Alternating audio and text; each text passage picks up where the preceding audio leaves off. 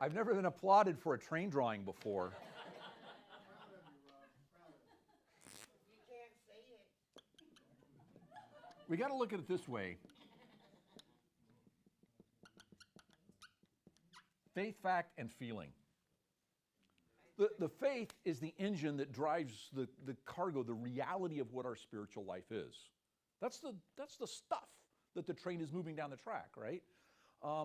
Feeling, though, is the caboose. And what's the plural of caboose? Caboose? Cabooses? Caboosey? I'm not sure. Whatever. When you have a lot of these things, trains have to be pretty careful because this is the most unstable car on the track. It derails very, very easily, and it can derail the entire train. And if you treat that as the most important car, you got a problem. Now, it's very handy, if you remember how trains work, when you got a track with a curve on it, and you can stick a guy here, and what feelings do, subjective experience, is can provide us perspective on the whole. That's very helpful, very, very useful for course correction and that kind of thing.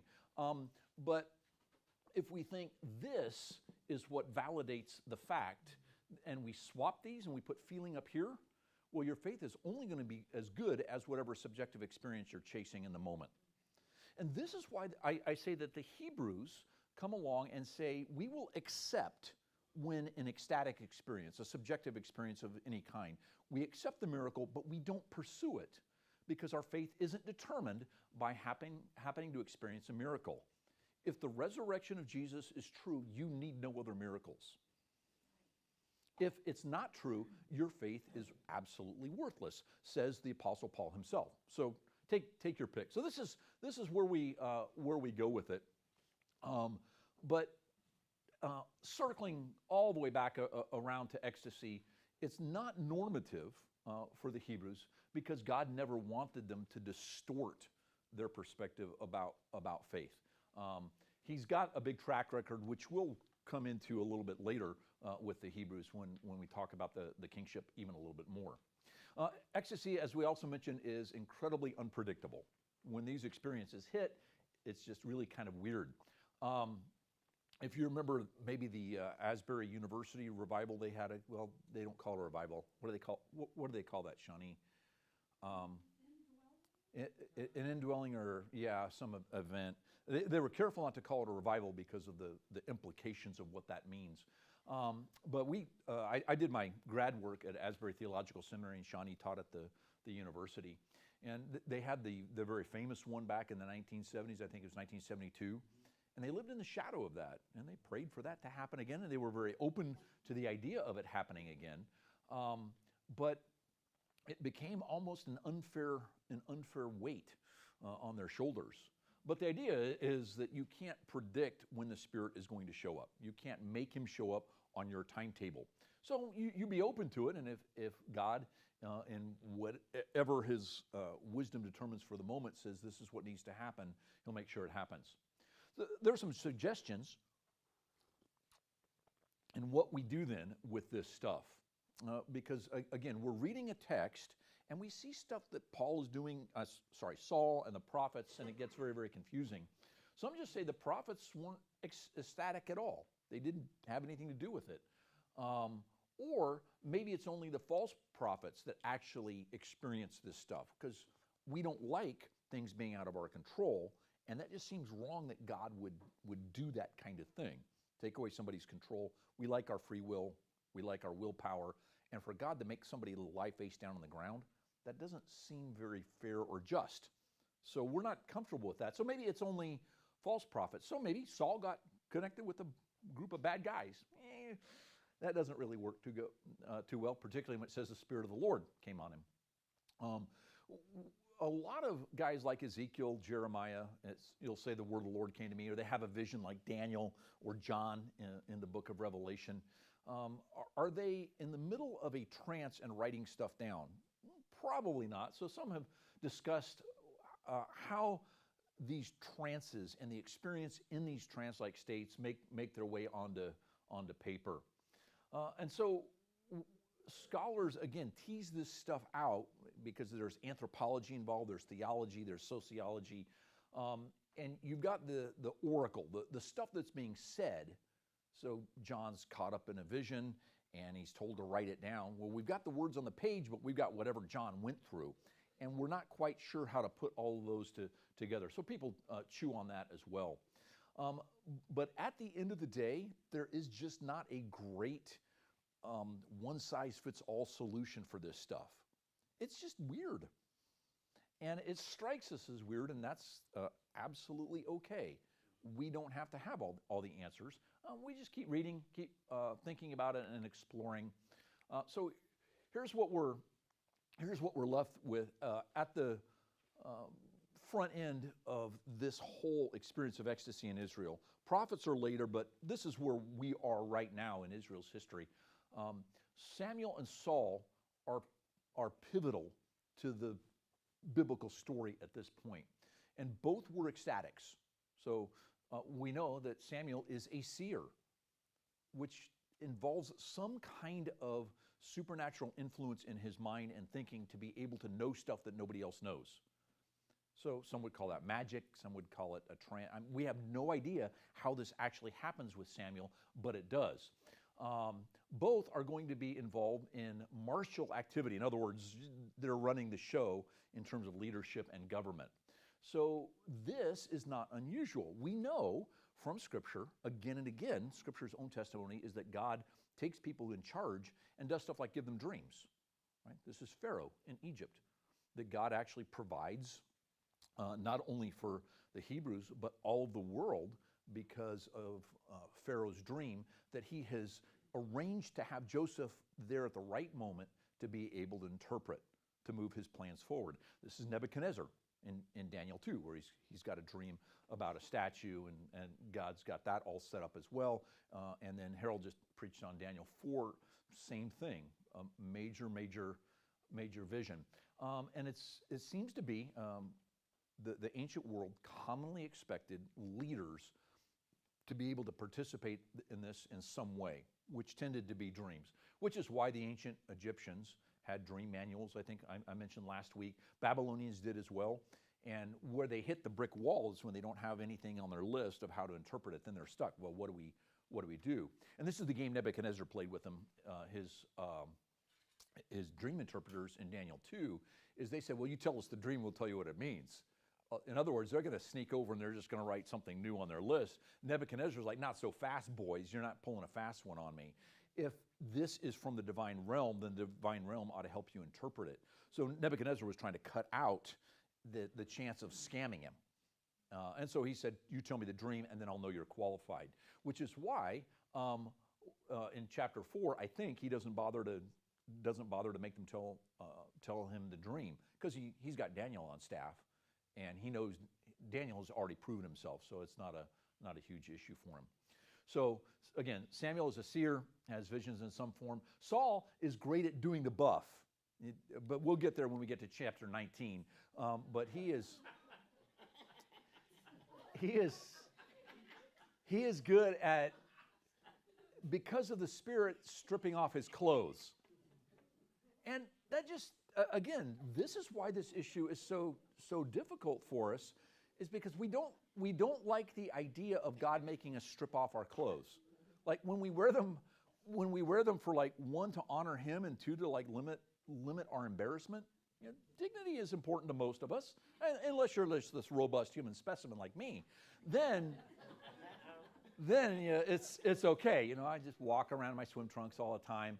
But this just doesn't fit well with us, because we don't have easy categories of theology to say what's going on here.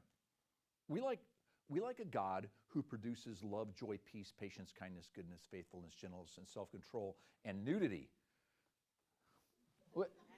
Really? No. I like the first 9. The 10th one, though, God, that doesn't seem your style. So what do we do with that? And this is why this is such a difficult topic, is because we don't have a way to categorize it, to pigeonhole God. And if that alone ought to be a source of wonder for you and amazement and worship. that everything God does, you can't wrap your head around perfectly. Good. That's a good thing. We want to, but very often we limit God to our theology rather than push on the boundaries and the edges to say, how might he be bigger than what I can possibly understand?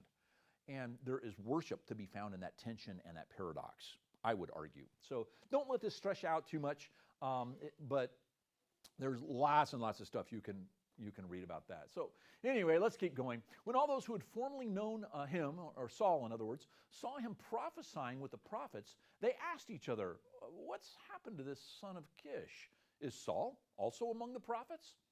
A man who lived there answered, and who is their father? So it became a saying, is Saul also among the prophets? After Saul stopped prophesying, he went to the high place. Pretty straightforward, easy stuff. Proverb, you know what a proverb is, right? Just a short saying, just a pithy way of summarizing something. General truth, observation, or advice. Don't eat yellow snow, right? That's, you know what a proverb is, right? You can't teach an old dog new tricks. Don't count your chickens before they're hatched. There's something about a proverb that just embeds a very, very big reality in just as the genie in Aladdin said, itty bitty living space, right? And these are radically unique to individual cultures. There's a Navajo proverb that says, nothing is as eloquent as a rattlesnake's tail. What the huh? Well, it's the way we would say it is danger announces itself. Yeah, so that makes sense.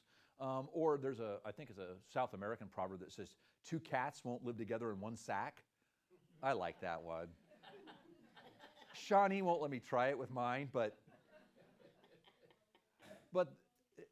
that's a very profound statement about the things that we kind of do. Like, we get the most angry and the most opposing to somebody who's just like us, right? So there's a lot of reality to be embedded in Proverbs.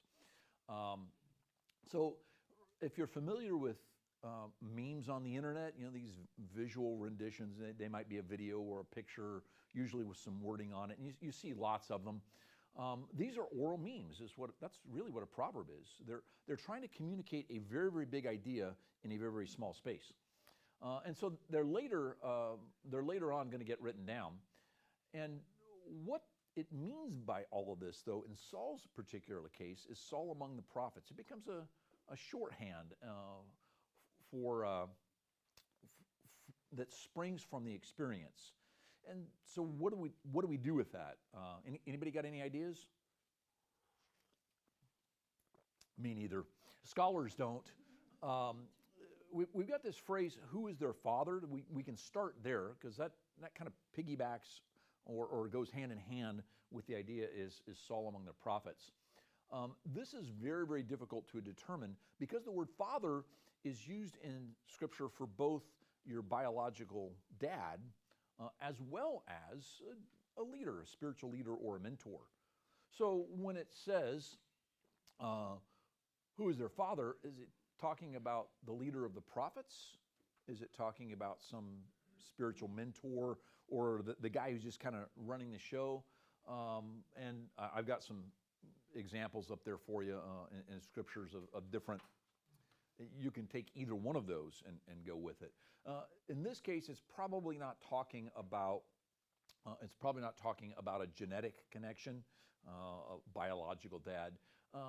Who's their leader? Who's their spiritual mentor? I think that's probably the best way to look at what's going on here. So if we get to the Proverbs, is Saul also among the prophets?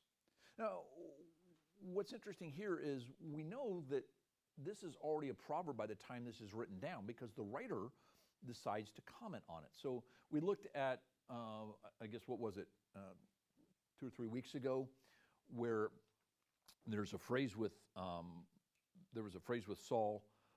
with Samuel, where the text actually distinguishes between prophet and seer.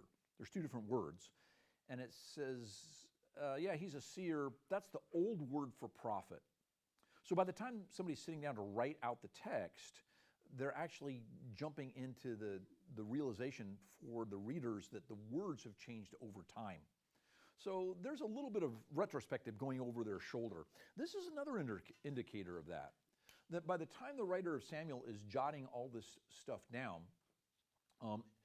this phrase in ancient Israel, is Saul among the prophets, is already circulating. So this lets us know that Samuel was written after, significantly enough after, that a verbal proverb, a verbal meme, needs to get recorded down in the text. Because what the author is doing is saying, well, this is where this meme, this proverb actually comes from. And like pretty much everything else, it's highly debated what this means. You can, what I do is I just like open every commentary I can get my hands on, and then I just give up. That's called scholarship. Because we don't really have a frame of reference for how this is used and what it means. We've got a couple of things. What might you think that this implies, this one idea? Why would somebody say, is Saul a prophet or among the prophets? To decide whether to believe him or not. So there's a belief trust issue. Okay, good. What else? His son how?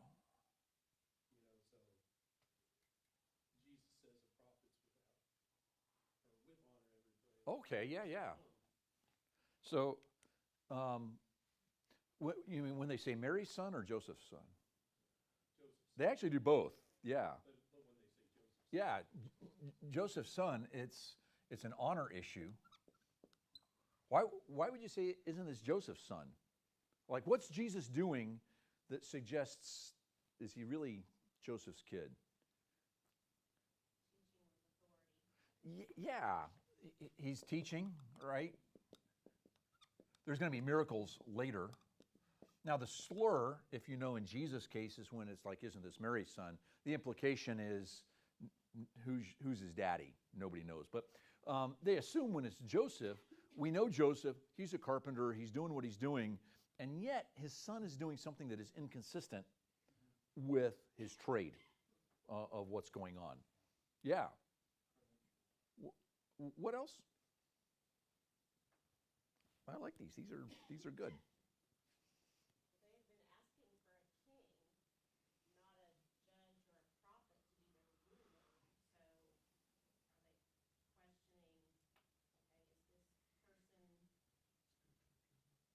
anointed? Is he also a prophet? Does that make sense? Well, yeah. This is developed into a proverb. So after Saul is dead, this is still in circulation.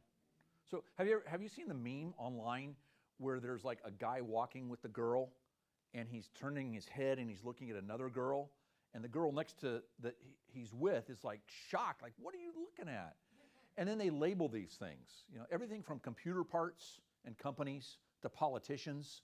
You used to be with Biden, now you're with Harris or something. They do this kind of thing. This proverb is going to exist beyond Saul's kingship. So the idea is, what is this proverb trying to communicate?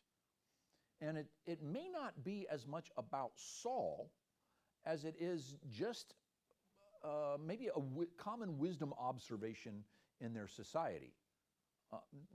That's kind of where I would go with it. So it may get its start there with his king. What is it about Saul's kingship that seems different than him perhaps being a prophet? Like, what's Saul do for a living? Well, before he's king, what does he do for a living? The dude is a farmer. Kind of like Amos. Amos says, I don't know why I'm a prophet. I was a farmer before this. It's like I really don't fit in with what's going on with this. We can probably look at it this way.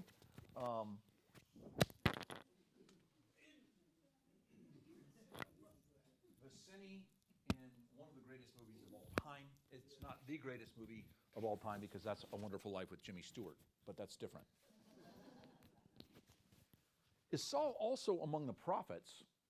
Sounds like this idea of inconceivable.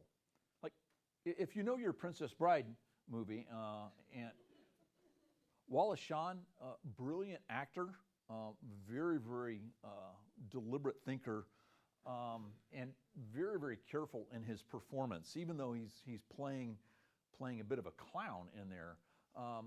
But it's interesting, this one word, inconceivable, or some of the other phrases you hear from this movie. I don't think that word means what you think it means. There's more involved when you just repeat those lines. And there is this sense that we've got a farmer, we've got a leader who is doing stuff that doesn't seem to be consistent with what you would expect. And I think that may be what we've got going on here. Again, the meaning is highly debated. Some suggest that it's just a negative assessment. So you look back at Saul during the time of David, and you just say, Saul, a prophet? That's ridiculous. We might say, who'da thunk? That's really, really hard to believe. You ever do that? And again, this statement then is a proverb, again, that the author is pointing out. He's not making a comment about Saul as much as saying, here's this little saying in Israel that develops that says something about Hebrew culture. And just like our culture, we find stuff that just doesn't make any sense to us. And so we throw words at it like inconceivable or who'da thunk. And I think, I guess where I'd land is it's kind of in that same ballpark. But again, not so much a character about Saul or a comment about Saul as it is about Hebrew culture. Just saying there are certain things that are inconceivable. Yeah. Were they asking, what are his credentials? If this is an accepted proverb, what are his credentials? Like with Jesus, isn't he the son of Joseph? What are his credentials? What gives him authority? You could take it that way, which would also go with this one, a bit of the negative side of it, where we would say, who's your daddy? Or who does she think she is? Well, you have credentials in order to do what you do. You studies, They're forged.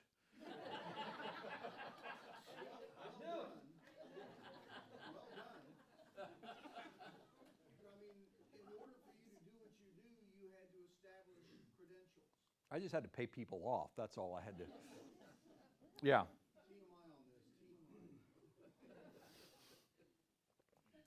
Yeah, I think that works as well. And again, I don't really have a dog in the fight of where we land on this. This is just a very, very elusive proverb. What I wanted to point out is we can't take what this happens to mean and then connect it really firmly to the character of Saul, because it tends to not at this point.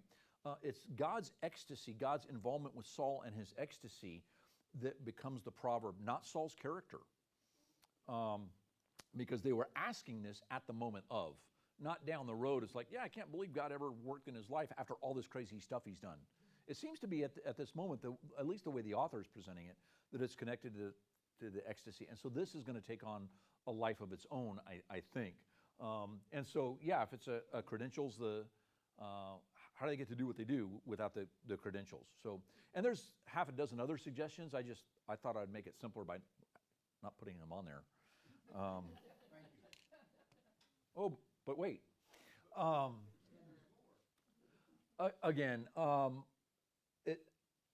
going to suggest at its core that it's a positive reaction of amazement at Saul's participation in the prophetic community. So does it belong or not? Is even Saul's a prophet? Amazing. Again, you can say, yeah, he doesn't seem to have the credentials for that. You could go either way. But when you hear a phrase like "Don't count your chickens before they hatch," that somewhere had an origin with somebody, with some farmer somewhere who was counting his chickens, and then the coyote got in and munched them all. And so he'd probably gone to town and, maybe taken out a loan, maybe promised them to somebody, and it's all over. And so it starts circulating around town that Farmer Tom lost all his chickens, and he counted them. He counted them before they were hatched, and then it just becomes a verbal meme, and eventually gets written down. And you are familiar with these things because this is what the book of Proverbs actually is. This is Solomon collecting all of this stuff. Now, the scholarly thing to do is like, where do they all come from? But a better way to deal with it is, what do these things actually mean?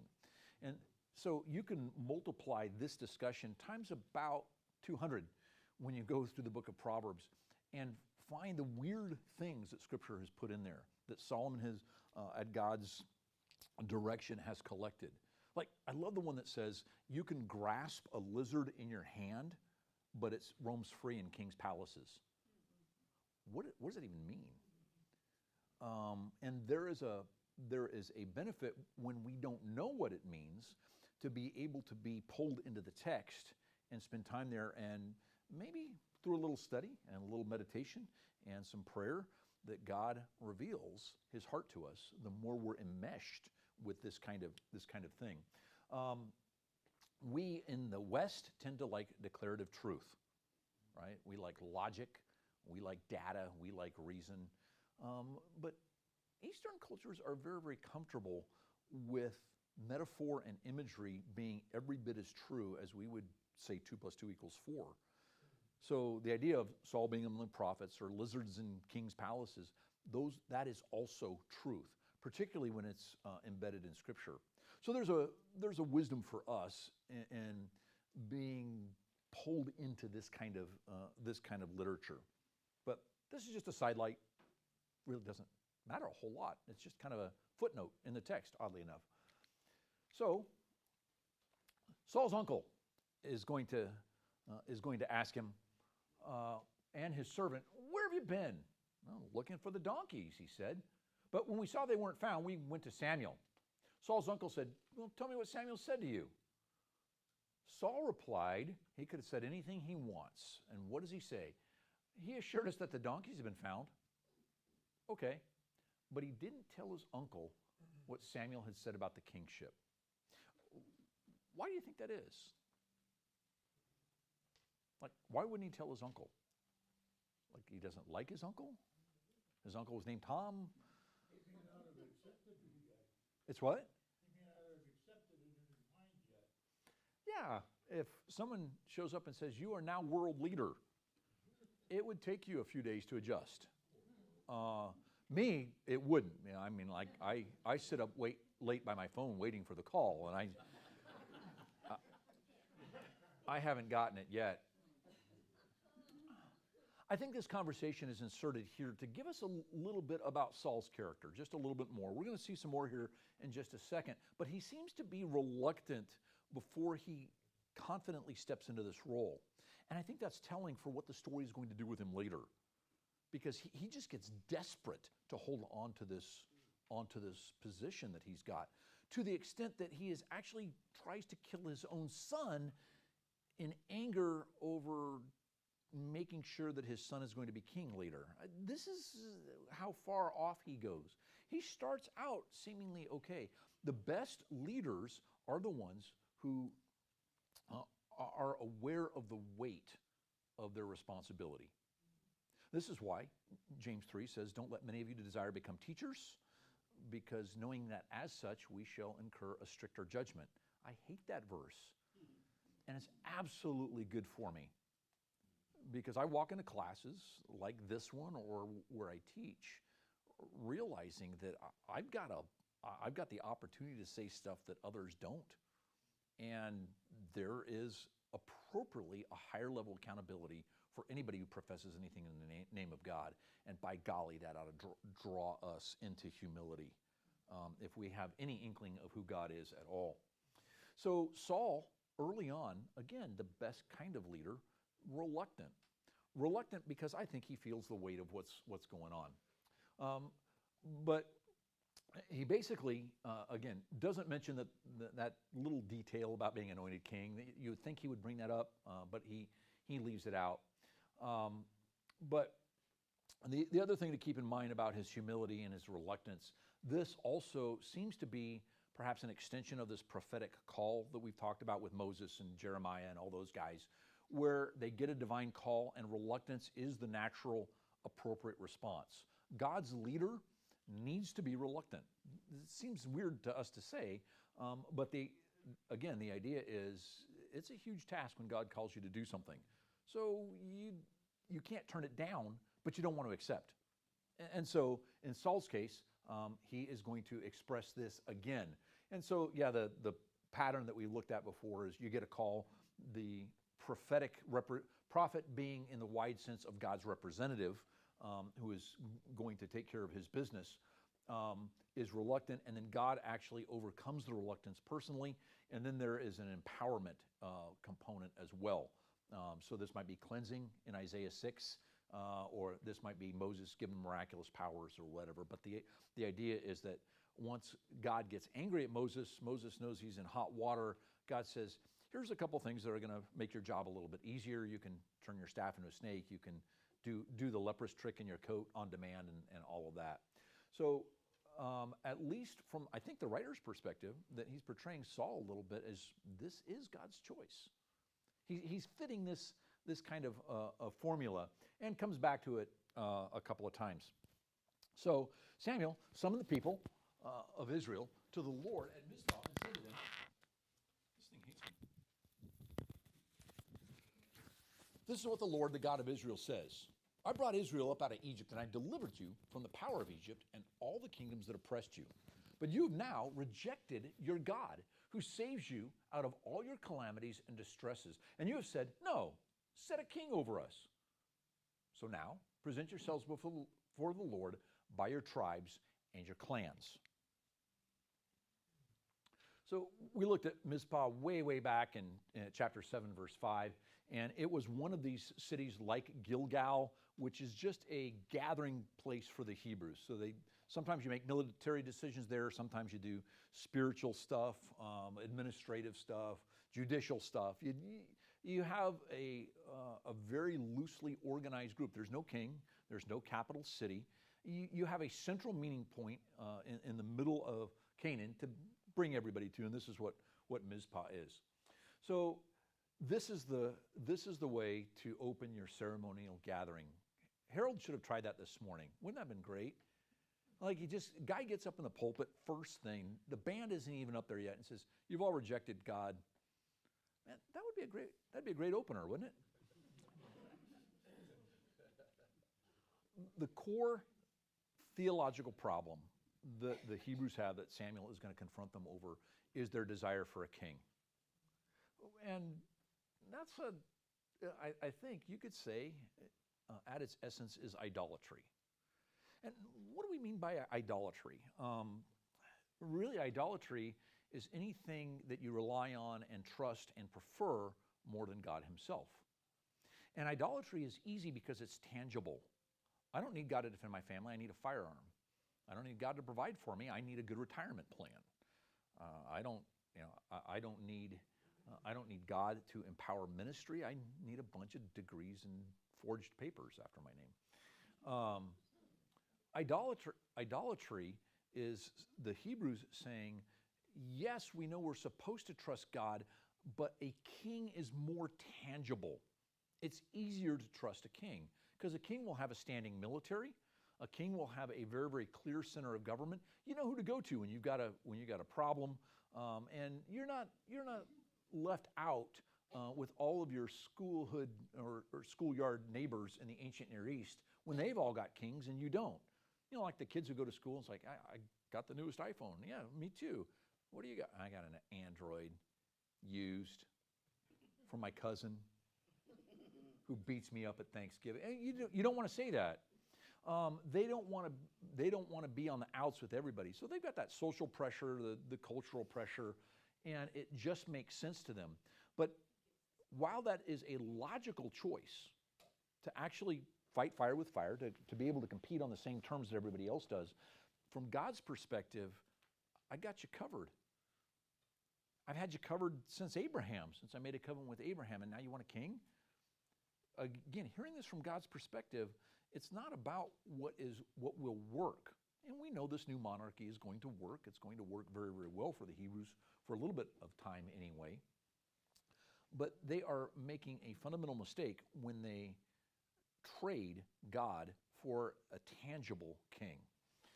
And so Samuel is going to say that this position it's pretty sad, pretty pathetic to do this, particularly because of two categories where God has already demonstrated his faithfulness.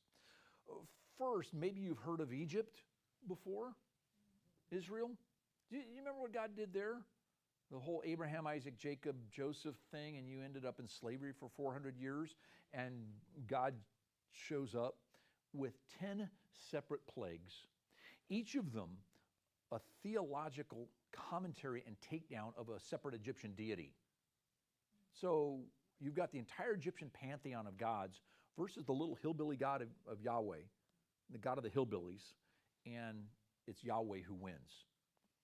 And not only that, you guys get out of Egypt, you get saddled with wealth.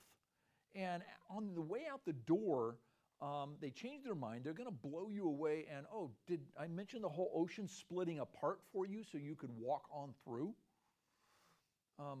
Do you remember all of that? The whole idea of having access to miracle and not believing. This is the slave mentality. This is the entire book of Numbers where the Hebrews are going to wander around the wilderness all over the place, and they simply can't believe.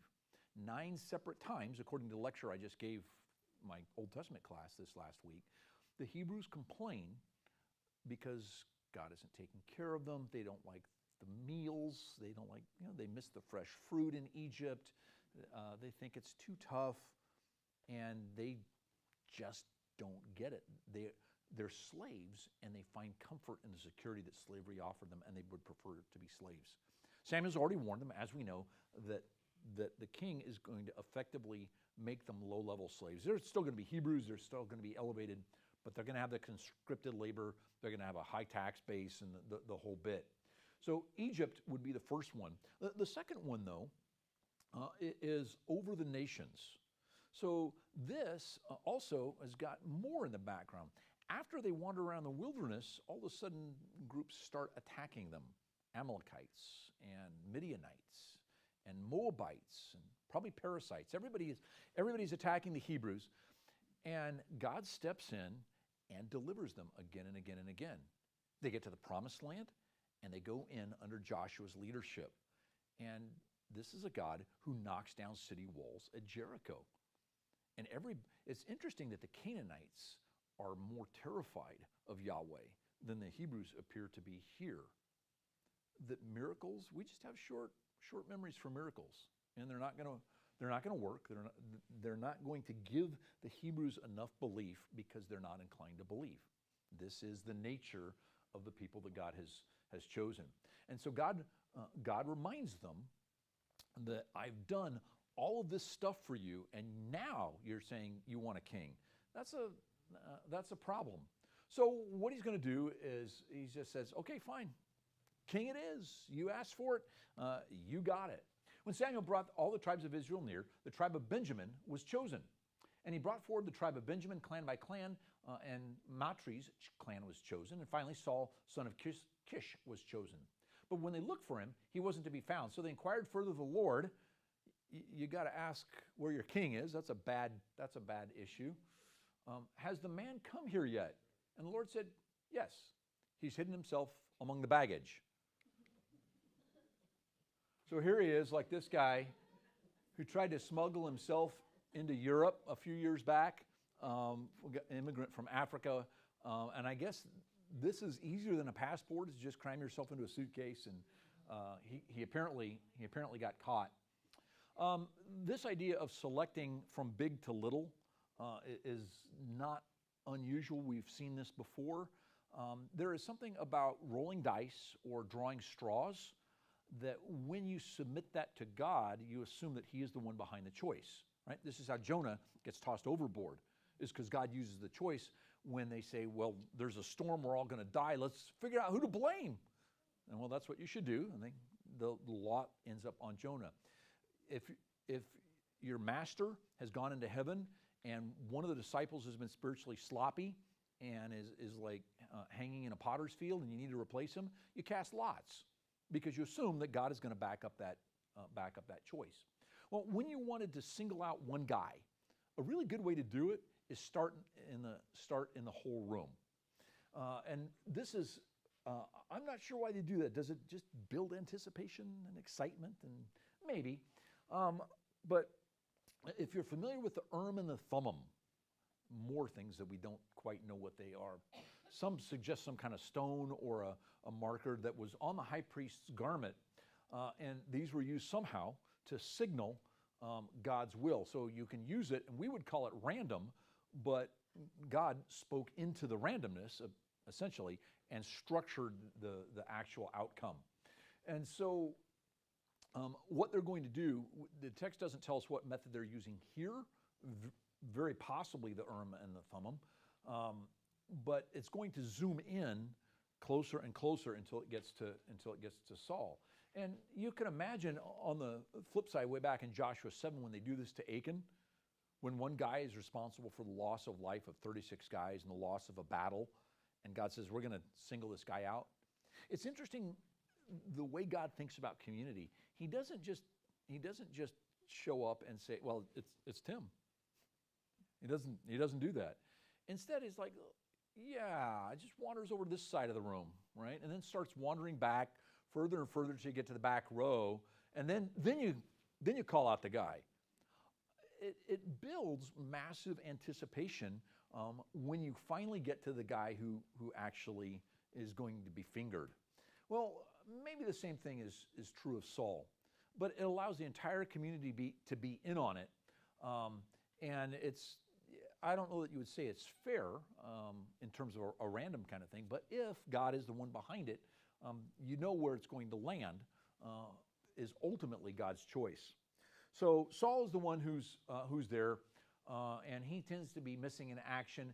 Text doesn't say why. Is he scared of being king? It seems kind of weird. He has no problem wandering around the countryside. He has no problem being in places he's never been before, seeking out a prophet. But in this case, again, perhaps this whole scene of prophetic call, he's going to be reluctant. And then God is going to reveal your location. So it's really bad when God gives you up. But God won't play peekaboo with him. He's going to turn him over. So they ran him and brought him out.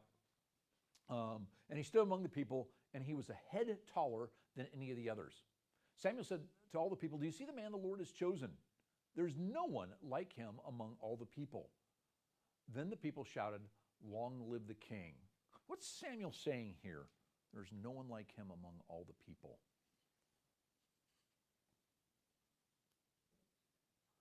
It's connected to the verse that comes right before. Dude's very, very tall, isn't he? Good-looking guy. You know when a little bit later, when Samuel goes to Jesse's kids, and starts looking for a new king after they're going to replace Saul in a few chapters, what does Samuel look at for a king? He looks to David's oldest, who's Eliab, and says, surely the Lord's anointed is before me. The oldest, probably the most mature, probably the biggest. And it's okay if Samuel is a little bit imperfect. Samuel probably has the same perception of what a king ought to be as everybody else. You need a big, buff, strong warrior king. A guy who can stand head and shoulders above the rest of the crowd, that's the guy you want leading into battle. He's the one you recognize. And he says, do you see the man the Lord has chosen? It's the tall guy. Well, you know this, right? You've run the numbers. 58% of electoral wins for the United States presidency. The tall guy has won. 67% of the time it's for the popular vote. And I didn't get one on there, but there are memes all over the internet about women who will not date guys who are their height or shorter. We like tall because and you can't blame women too much for that, but there is a sense of trust and security when somebody is big enough to protect you. And height is the quickest shorthand for that. The big guy is always able to look out for the little guy. And if Saul stands head and shoulders above the rest of Israel, that's huge. See what I did there? Which is going to be interesting when we get over to chapter 17. And there's another tall guy that is going to be pushing against Israel. Who should go out and fight him? Israel's tallest guy, who is Saul, who's hiding in his tent and lets a shepherd go do it. Yeah, it's going to be Saul. So there's a lot of excitement. This is the guy. We've got our pop star. He is the winner of Israeli Idol, I guess it is the show. So they're going to run to retrieve Saul. They're not just going to go over and get him. There's I think excitement communicating. They're shouting. Everybody is glad, and the people have finally received exactly what they wanted. So Samuel explained to the people the regulations of kingship. He wrote them down on a scroll and deposited it before the Lord. Then Samuel dismissed the people, each to his own home. Do you remember who's supposed to write out a copy of the law? The king is supposed to write out a copy of the law, and he's supposed to follow it all the days of his life. Why does Samuel do it?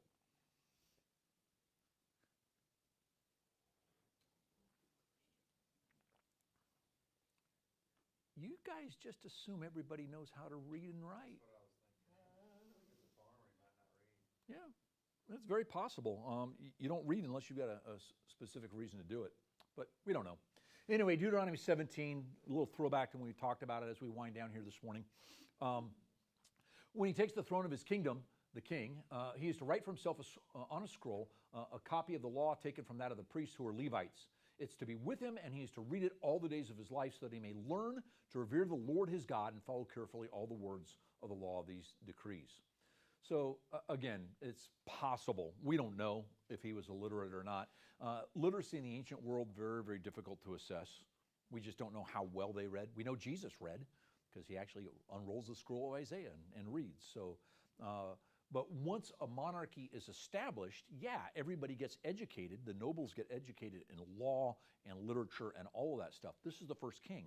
There's no infrastructure to actually educate the nobility. So very possible that Saul just didn't have access to all of that.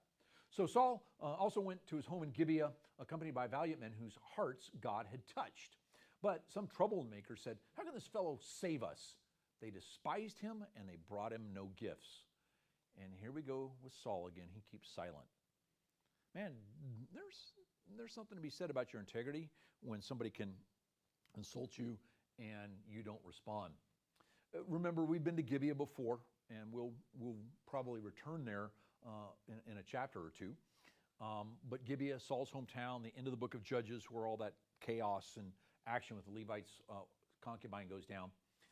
Valiant men, these tend to be strong, wealth, power. That's the kind of the meaning of the Hebrew there. And the Septuagint, which is the Greek translation of the Hebrew Bible, adds the phrase sons of strength. An interesting way to phrase it. Some suggest that this is possibly a social class. So that the guys with him, all of a sudden, Saul is already attracting the upper echelon of society, the upper middle class, the guys who are going to have the most education, who've got the most experience, and they're going to be his advisors and counselors and that kind of thing. But they're the movers and shakers, and it's already leaning toward the idea that a king is going to have a cabinet right out of the gate. And you do this with any administrator, any governor, any president. What happens if you like the president? Then you start reading his picks for a cabinet, like a sports team. That's a great choice. That guy's he probably shouldn't do that guy. If you're an opponent of the king, it's like, no, that's why he's not qualified and she's not qualified. But a good leader surrounds himself or herself with a very, very skilled cabinet. And God himself actually uses that imagery, even though he doesn't need a cabinet, for our benefit, a good king, qualified to lead, with good assistance. So God is personally going to influence these men. This phrase here, touch their hearts, appears only here in the Old Testament and doesn't really define what it does for us. So it doesn't describe the nature of what that influence is. What we're used to at this point is charisma for leadership. This is what we see when the Spirit shows up. He seems to empower people to lead. So that's a good choice. And sanctification is a New Testament ideal. The idea that the Spirit steps into our lives to move us and conform us more and more to the image of Christ, that's kind of New Testament-y. But it doesn't necessarily exclude that God does stuff. So he's changed Saul's heart. He's touched the hearts of these other guys. And so maybe God is moving his people forward, as he always does, to get them to know a little bit more about the law, a little bit more about himself, ultimately to usher Jesus in. All right, we got to get out of here because I have enchiladas for lunch. But this is the question you'll probably want to deal with if you read chapter 11 for next week. There's going to be a siege, and the Ammonites are going to push against the city of Jabesh Gilead. They're going to make a deal, and the Ammonites they're attacking a city, and they give them 7 days to go find help. Bizarre. But figure that out. Come back next week, and we'll be good. Let me pray us out of here. Father, thank you for being our one true King. Would we abandon idols and desired no other king but you, we pray. In the name of Jesus, amen.